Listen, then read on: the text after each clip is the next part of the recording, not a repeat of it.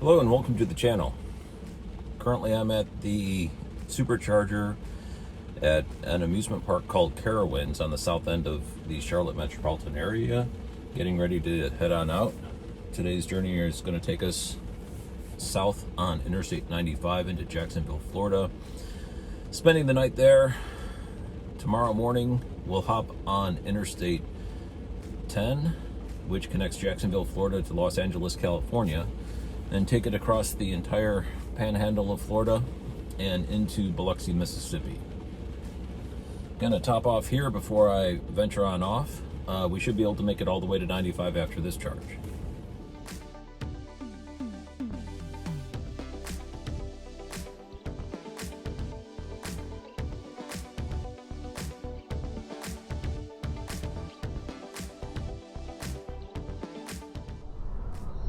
This is a business trip. I have a practice that if the distance I need to go is a 10-hour drive or less, I don't fly. I just rent a car. It saves the company money and it's also a little bit easier on me. When you factor in the time going to the airport, parking, getting through security, getting on the airplane, picking up your luggage, or renting a car on the other side, it's just easier to drive there, in my opinion. It also creates a little bit more freedom of movement if you have a car that you're driving there instead of trying to rent a car and return it. Anyway, we're going to Jacksonville, Florida this evening, spend the night, hop on I-10 and head to Biloxi, Mississippi. Should be good. Needed to do what's known as a rip and replace at one of our branch offices outside of Atlanta in order to modernize the network equipment. And it's the first location we're doing it at with a bunch of new vendor hardware. So I'm kind of like the person to do the new sites. And then once the method is established, I hand it over to the senior engineers and the implementation operations people in order to take the project to additional branch offices after that. In Biloxi, there is a merger and acquisition which needs to take place, so this trip is twofold. Went to Hertz and rented a Tesla Model 3. If I brought my own car on this trip and expensed the miles, it would have been over $1,000, but renting a Tesla is about $200 a week, and I throw insurance on there and whatnot. It also is more convenient, in my opinion, to rent a Tesla to do trips like this because the Supercharger expenses go right onto the Hertz account, and it makes the expense report less cumbersome because there's just one expense for Hertz instead of a bunch of individual expenses for either gas or electric vehicle charging stations. So it makes the expense reporting more easy. We're on Interstate 77 headed towards Columbia and then going to interchange with 95 and start heading south.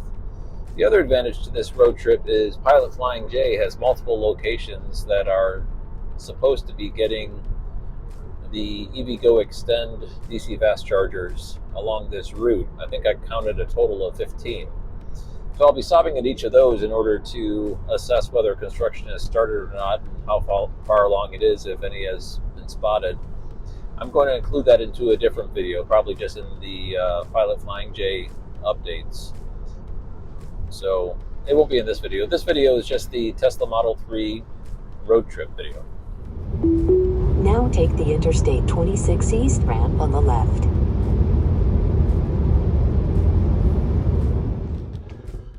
This is the Supercharger in Orangeburg, South Carolina. Pretty nice. It's got a canopy. I don't think I've ever been to a Supercharger that has a canopy. It's also attached to a convenience store called Spinks, something like that. It's got garbage cans that look to be well maintained. It even has a windshield squeegee, which is very rare for a Tesla Supercharger. Pretty nice. Gonna get plugged in, clean the windshield. The section of Interstate 95 that we're going to is the section of that great American corridor that is only 2 lanes in each direction. There's a YouTuber called Mileage Mike. He used to be a transportation professional. I think he's retired now. I'm not quite sure. But he has a really good YouTube channel that I'll link down below in the description. And he says the reason Interstate 95 goes to 2 lanes through South Carolina is a result of the state's tax structure. They just don't have the money to expand it, nor do they have any intentions. So Interstate 95 remains in the same configuration as when it was built in 1950, which is 2 lanes in each direction. So as you're cruising down Interstate 95 through the great metropolises of New York, Washington, D.C., Philadelphia, you hit South Carolina, it decreases to 2 lanes in either direction and typically becomes very congested. We'll see how it is today. This is a 2-cabinet, 8-stall supercharger with a canopy. Looks like a solar canopy also. It's got a really nice attached facility with amenities. It's got a car wash, convenience store, restrooms. I believe it's open 24 hours a day, 7 days a week, and immediately off the interstate. For Tesla supercharger standards, this is very first class.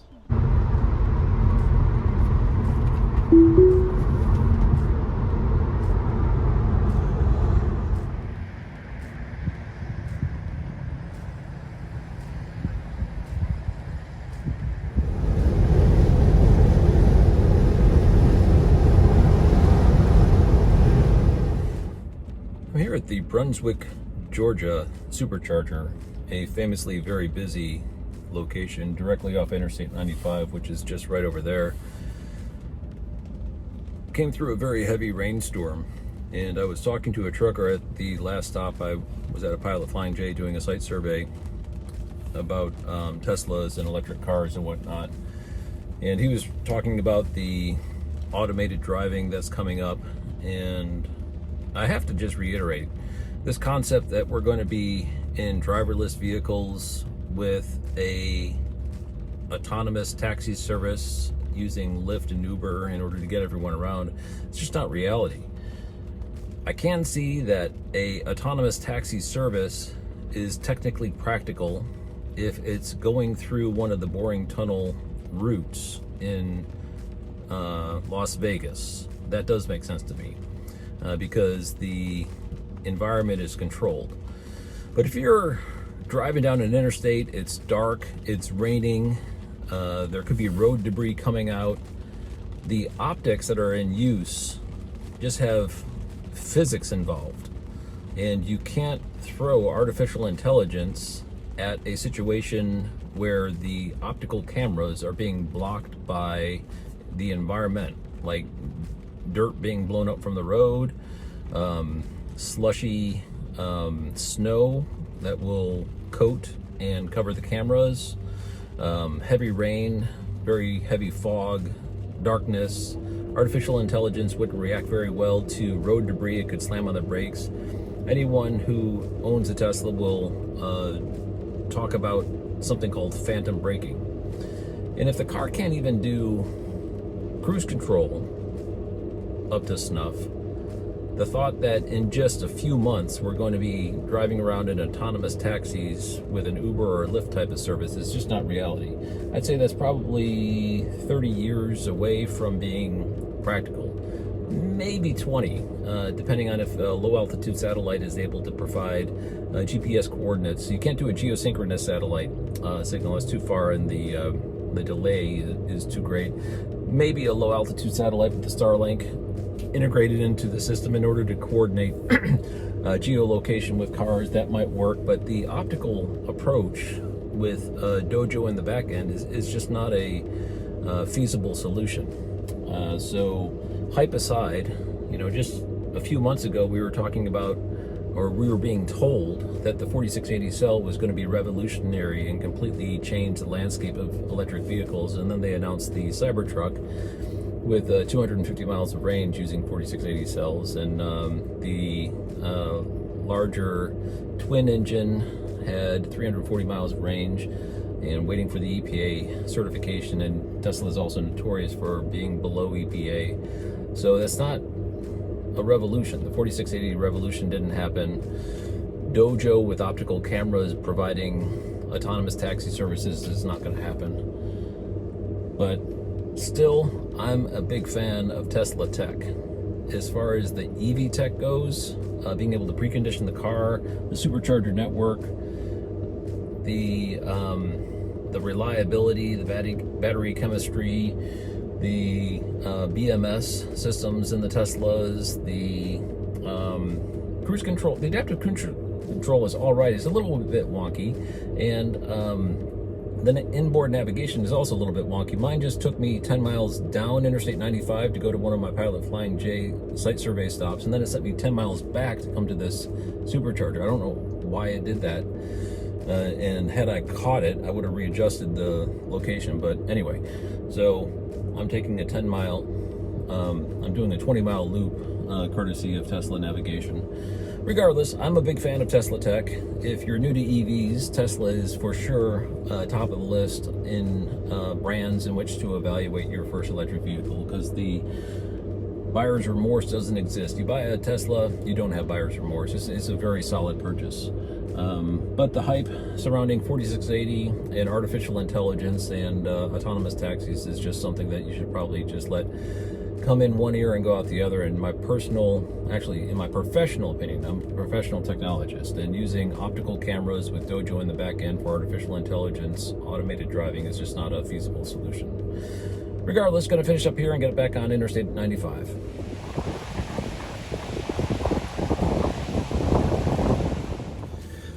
This is Buc-ee's. There is nothing like Buc-ee's. And how to describe it, it's the largest convenience store on the planet. Every time they open a new one, it seems like they eclipse the last record. There was one in Eastern Tennessee that opened up. It was the largest convenience store on the planet for a few weeks, and then they opened a new one that was even bigger, and then that one became the new largest convenience store on the planet. And they have an awesome way of separating you from your money, one of which are these barbecue brisket sandwiches with sliced barbecue brisket in here. They're delicious, really good. A little pricey, not too bad. How much is this? Doesn't say. $8.49 for the brisket sandwich, but it's very hearty. They also have good Rice Krispie treats, and I got myself some pecans, which they make right there at the station. Big drink, Buc-ee's drink, and gonna have some dinner while I charge up. This location also has one of the new Mercedes-Benz charging hubs going in on the other side of the parking lot. I'm going to do a separate video on that. But Buc-ee's, if you've never had an opportunity to see it, is definitely worthwhile. Great charging locations, every possible amenity you could want. It would be nice if they did covered charging, but I guess that might be coming at some point in the future. Plenty of Tesla stalls at Buc-ee's. Right off the interstate, and generally the flow of traffic is very good because there's such a mad mass of people coming in and out of this place constantly. I was in there and I was basically a swarm of people, and I'm showing the video now, I'm assuming, and the cashier said, yeah, it's kind of a slow night. Which I was thinking she was being sarcastic, but she was being serious. Anyway, gonna finish charging up here and then head to the hotel.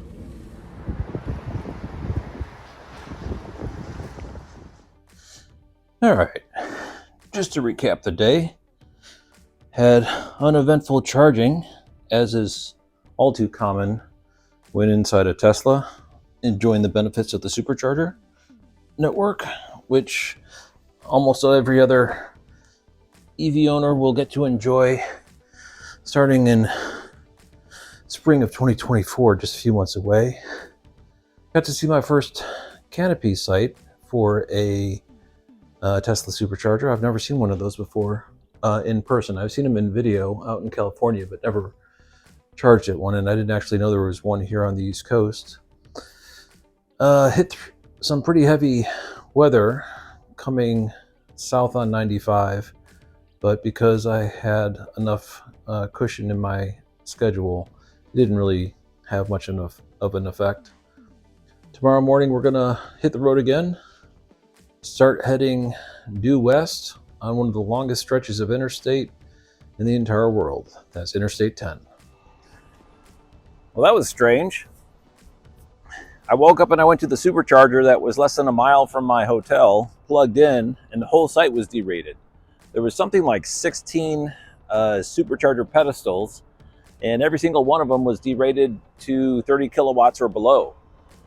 And I've had that happen before, but then when I went to go look up where the closest supercharger was as an alternate, it was only 2 miles away or 3 miles away, something like that. So I'm here at the Sago Avenue Supercharger in Jacksonville, Florida, getting ready to fuel on up and head on out down I-10. I'm here at the 1.9 Shell Supercharger in Jasper, Florida, off Interstate 75. I'm taking a little bit of a dog leg to hit this supercharger because I think it tells a nice story. The 1.9 network is a part of the Pilot Corporation, which is the largest truck stop company in the United States. They're really a monster once you see the number of locations they have, and 1.9 is a part of their network. As I mentioned, I've been stopping at many Pilot Flying J's along this trip that I'm not including in this video in order to record for a separate video the progress of the GM partnership with EVgo and Pilot Corp to build out a nationwide DC fast charging network. However, many Pilot Flying J's also have superchargers in existence. And once those superchargers open up to non-Teslas, the number of sites that will be included on Pilot property that are able to charge electric vehicles will go up pretty significantly. I think it's less than 10. This is one of the sites. There's a couple in Texas and a few others, a couple in California. So anyway, once we get to that point, you'll be able to charge non-Teslas here. And also for Tesla people who are charging at Pilot Flying J locations, they're terrific facilities because the travel plazas associated with Pilot Flying J locations are much more extensive than your typical convenience store. And they typically have attached restaurants, either fast food or sit-down restaurants. So regardless, here at Jasper, Florida, getting ready to move on further on down Interstate 10.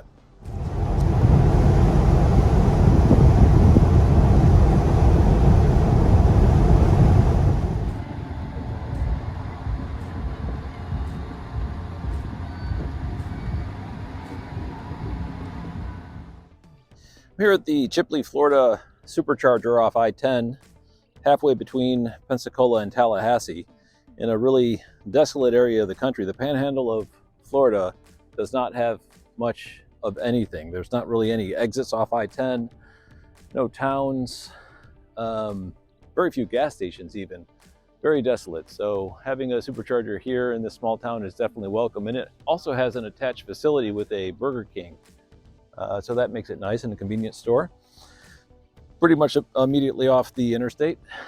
And looking forward to proceeding on back into civilization, because I-10 as an interstate, although it crosses the entire United States from Jacksonville, Florida to Los Angeles, is mostly through desolate areas of the country, like the Panhandle of Florida. And actually, the Panhandle of Florida and Texas make up about 2/3 of the distance of I-10.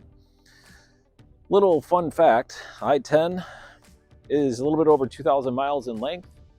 The Great Wall of China is over 5,000 miles in length. The difference is that the Great Wall of China was built to a height of about 40 to 60 feet using manual labor without modern construction techniques. Regardless, I'm gonna finish up charging here and get back on the road. I'm at the second Buc-ee's of the trip. This one is in Robertsdale, Alabama, off Interstate 10, just across the border from Florida, not too far. Gonna go in and get some dinner. Buc-ee's are great locations to charge at. I'll spin the camera around and show you the entire place. In fact, I'm probably doing a picture-in-picture right up here if I had to guess, if I know myself. Gonna go inside and get some dinner. Basically the same thing as last time, which is a barbecue brisket sandwich, a Fruity Pebble Rice Krispie treat, sweet pecans, and a big old drink. I know it's not healthy, but it's what I like. It's what keeps me coming back. Gonna finish charging up here and head on out. Also, right across the parking lot, they're doing another Mercedes-Benz charging hub. Literally, I could see the construction crews working. Got some video there. I was gonna do that in a separate video also. Buc-ee's are definitely becoming big charging destination locations, which is great because the facilities are second to none.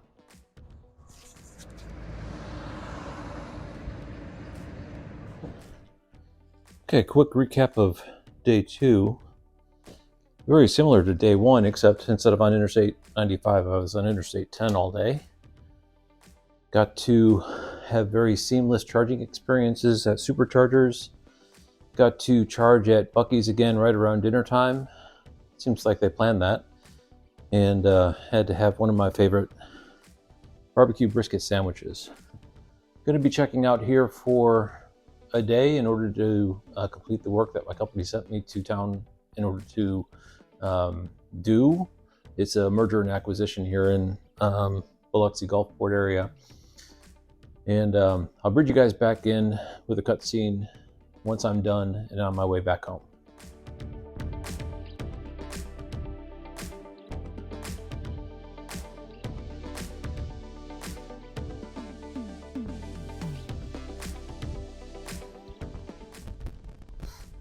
This is the Meridian, Mississippi Supercharger.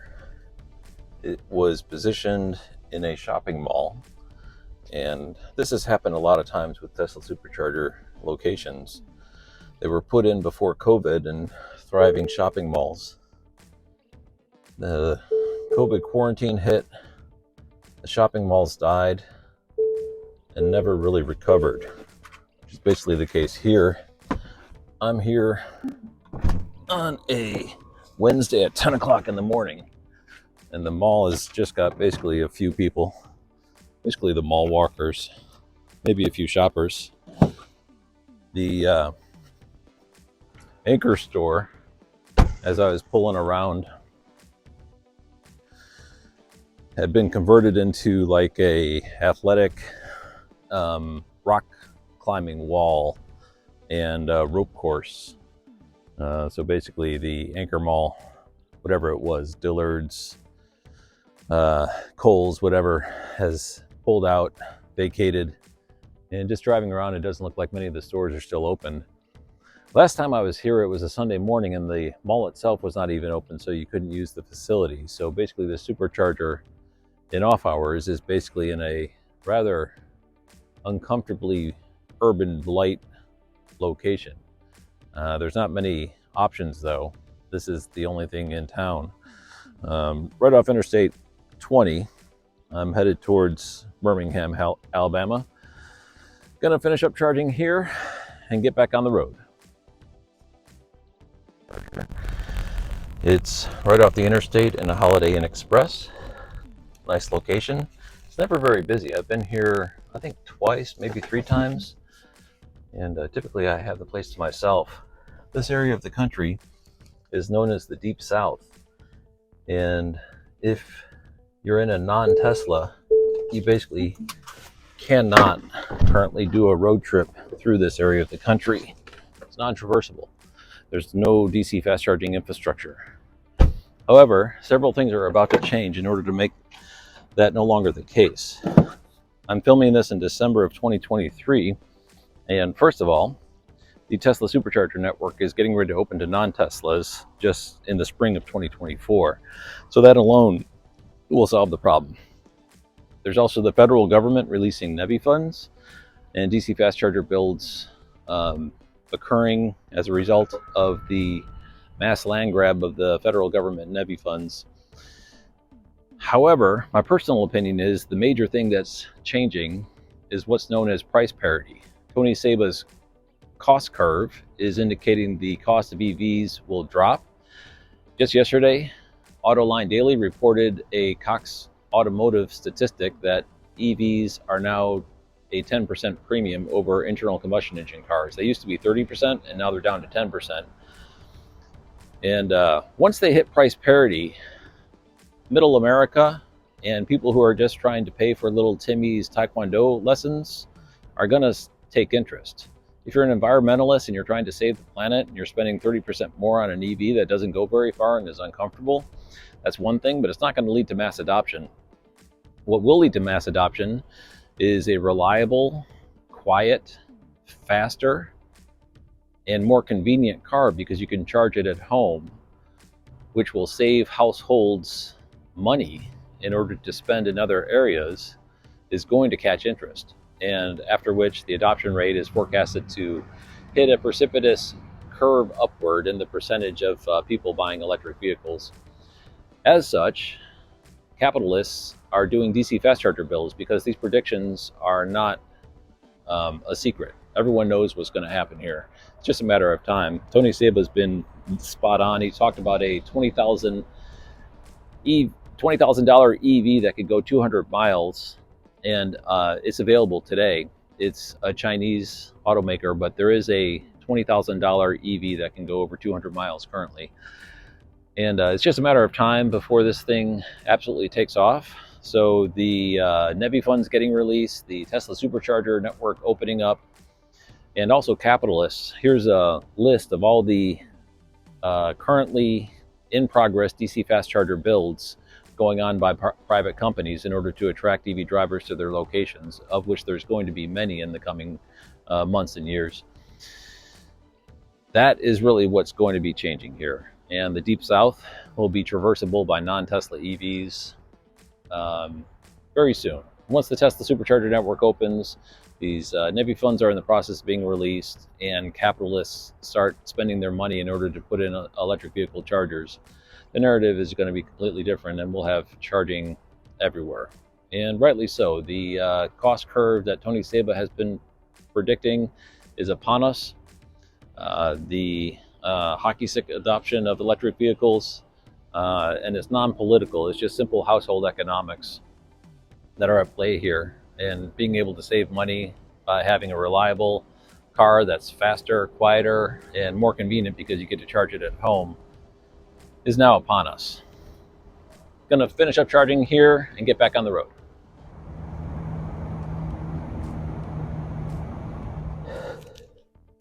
Okay, so I think I'm going to close out the video here. It's the end of day 3. I'm at my hotel in Atlanta. Tomorrow I have to go do additional work at one of our larger branch offices, and then it's just an easy ride home. The superchargers were starting to get a little repetitive anyway. Just as a recap for the day and the trip as a whole, went through Interstate 95, Interstate 10, Interstate 20, and I'll be taking Interstate 85 home. The superchargers were all fine except for that one little blip in Jacksonville where I hit a derated station outside of my hotel, but there was another supercharger just about 2 or 3 miles away, so it was kind of a non-event. Also got to see my first canopy supercharger, which for me was pretty darn cool, because a lot of the flack that superchargers get is a result of not having good amenities. However, I did come across several superchargers that didn't have any bathrooms. The one in Meridian was attached to a mall that was in the process of dying. Not much around there.